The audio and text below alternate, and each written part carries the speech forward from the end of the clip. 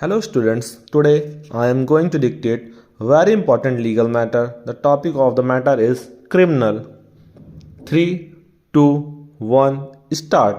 We have also noticed from the perusal of the post-mortem report that the deceased herein had received one gunshot injury. If at all there was any fair and proper investigation or inquiry conducted by the police, the blood samples ought to have been collected from the spot in question. We have also noticed that there were three witnesses, namely Jay Narayan, Mahesh Kumar, and Beta Lal, mentioned in the FIR. Their statements were not recorded by the police, and instead the affidavits of Mahesh Kumar and Beta Lal were taken on 8/4/2011, disowning the prosecution case.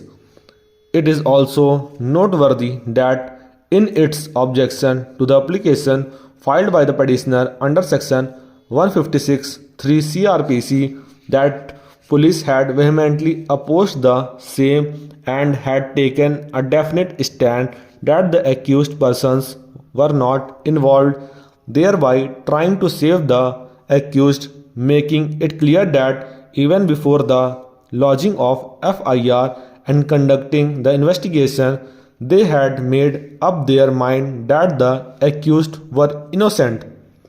It is also noteworthy that the local police had failed to discharge its statutory obligations by investigating the case in a fair manner.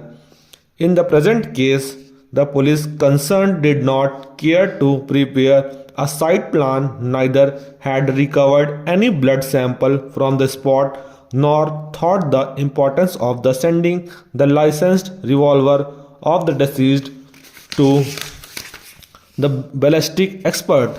The local police had also failed to take into consideration before submitting the charge sheet against the petitioner under section 306 IPC that there has been unanimity between the deceased and the proposed accused persons. The deceased has installed a crusher plant, and when the aforesaid accused persons started creating hindrance in the operation of the crusher business of the deceased, he moved several representations to the higher authorities against them.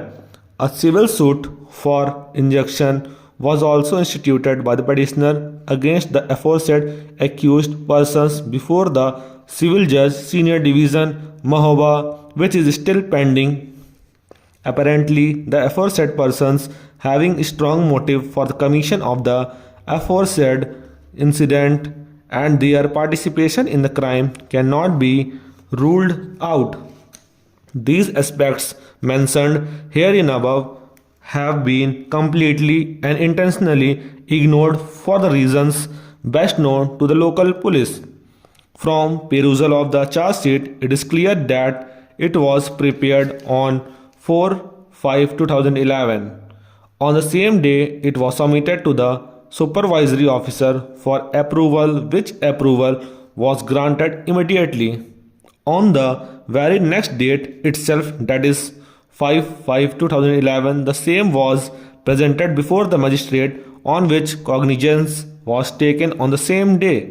The speed at which the respondent authorities acted after receiving the notice of this petition is alarmingly fast.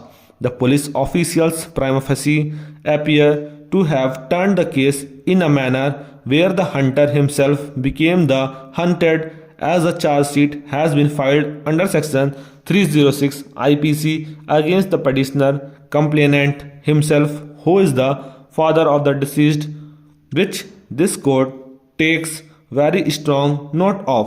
Stop.